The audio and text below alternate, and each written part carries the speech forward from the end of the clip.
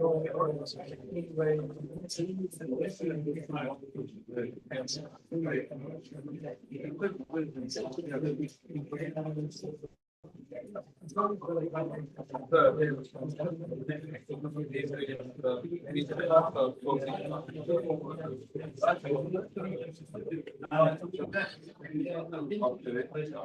time, I think we are to welcome our guests to keep on taking seats at the front. Ladies and gentlemen, I just want to do a good introduction to why we are here. And I'm doing this now live and also doing it to people who are on the way so that we don't have to wait for them here. They can partake of everything that is going on, and which means even if they come here and we are done, we don't have to repeat what has gone on. So thank you very much for accepting the invitation to come. This is a Nakuru County Government Investment and Business Meeting hosted by Her Excellence Susan Kihika, the Governor of Nakuru, and myself as the Chief Executive of Proximity Group of Companies. The reason we decided to come up with this event is because we are looking forward to the Commonwealth Games 2026, which will start on the 23rd of July to the 3rd of August. And we wanted to start building a momentum. And that momentum will echo something that happened here in 2014, when various government agencies, private institutions, like banks, universities, and colleges came to Glasgow for 10 days and left this city completely transformed. Somebody has just commented, and I liked what you said, that everybody can say that for the last 10 years, Mount Kenya University is not the same. And of course, congratulations to our own Professor John Strutters, who became the Vice Chancellor. The Chancellor, I call you Vice Chancellor, I sincerely apologize. He became the Chancellor of Mount Kenya University following the Commonwealth Games experience. But I've just learned, I was doing some research, that almost 8 other universities in the UK have had 1 or 2 relationships with the university. So we can project and almost see what our expectation is as we move forward. So tonight we are gathered here to hear from the county government on the opportunities that they have for us as a Scottish community, or rather British, because we have people arriving from England. We have people, at least one person from Northern Ireland. So it's quite spread. It was a small bespoke group. We targeted the people we wanted to have because we are starting a conversation. So this is not a mass invitation. We did not send mass invitations to everybody. We selected very few people that we think would help us to make an impact.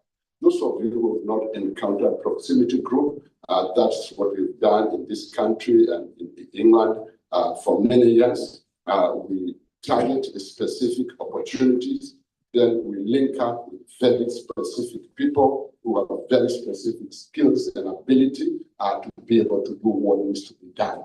We've always made sure that we're able to streamline the relationship between the investors and the international community with our partners back in Kenya so that we have the best results out of that. Every so often, I take a group of people to what we call the Kenya United Kingdom Investment, they're called what?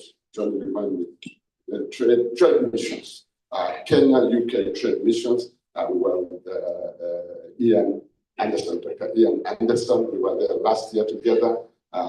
Johnny was there also. And everybody I've taken, and I can count them, everybody who has had an opportunity to attend those kind of events, they have completely transformed what they do. And that's exactly why we are here, to create a streamline of partnerships, a streamline of activities, and to deliver solutions. I'm therefore humbled to introduce the team that is here, starting with my own professor, Professor John Strutters, who will say a few words, and then Ian will just say hello and maybe say what he does in the county. I'll also introduce Johnny, who is also doing some business in Kenya investments. The rest of the team, I would just like you to enjoy the conversation because the time is short. And what will happen is that if there's a time for interaction during dinner, you can be able to interact. This will happen after the chairman of tourism board in Nakuru have said a few words, and the Minister of Health. Once they have just introduced us briefly on what opportunities are there, we'll have our guest, and that will give an opportunity for anybody else to make comments. So we are also joined by our very dear brother from JP Morgan. It's a great opportunity to have you. We actually discussed JP Morgan. Morgan Stanley. Morgan Stanley. So we discussed you in London, remember, when we had this investor and we were discussing the public-private partnership. And I said that Morgan Stanley has really helped us in structuring other projects in Kenya. I'm expecting one of my colleagues from the World Bank that's traveling to get here because we're just launching a project in Kenya from January in enterprise, in employability and enterprise development. It's just been funded, all nicely organized. So we're really hoping it's going to be an exciting moment. So thank you very much. Let's now put our hands together and invite the chairman of Nakuru.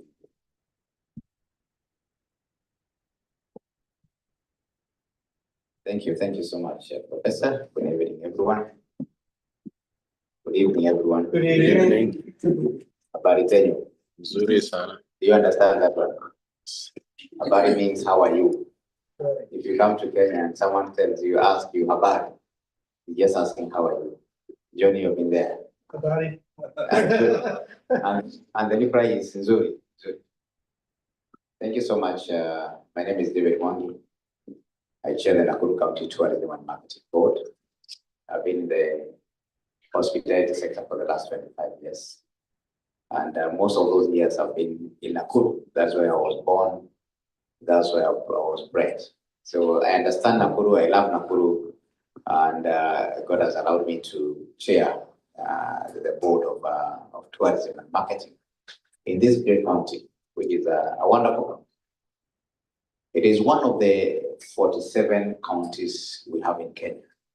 I don't know here in Scotland how you are divided politically, but in Kenya we have counties and there are 47. Just the way in the US you have states, in Kenya we have counties. And Nakuru is one of the 47. And economically, Nakuru has just bypassed Kiambu, it's now number 2 after Nairobi. Are the highest contributor to the national GDP. So it is endowed with a lot of resources. We have agriculture is a number 1 earner to our GDP, followed by tourism. And then we have all these others following after that. But of late, we have seen a lot of interest from people who are in the diaspora who want to get a pie or a piece of Nakuru. And that's why we said, okay, let's come to Scotland and share with you more about Nakuru. Maybe you may have an idea about Nakuru, but here we are. In Kenya, we say you may be having news brief. But here we have the full news. The full news is here. And I want to showcase what we have in Nakuru. Because where I sit, I can convert everything to be tourism. Everything.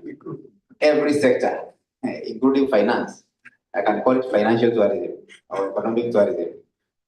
So as I take you through what we have in Nakuru, it brings you and it gives you a picture of what to expect.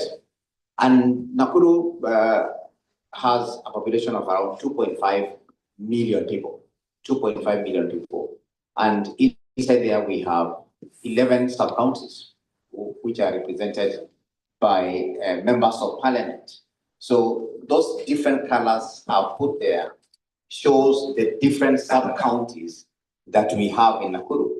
And these sub-counties flows along one very busy corridor that runs from the coast of East Africa all the way to the north of Africa. So there's a conduct there called Road A104. Road A104 is a serious corridor that comes from the coast in Mombasa all the way. You can go to Uganda, or you can exit through Southern Sudan, or you can also branch and go to Ethiopia through Moyale and through Isiolo and Moyale. So Nakuru is well populated and well habited because we also have 125-year-old railway that passes through Nakuru and it's still functional. So in terms of moving your goods and facilities and services, then we are okay. Nakuru is also centrally located in terms of the geographical alignment of the whole country. The centrality of this county gives it an edge over others. And then also, when you look at the distance from Nakuru to other counties, major counties, who can do business with Nakuru or business with you, then we are talking of 160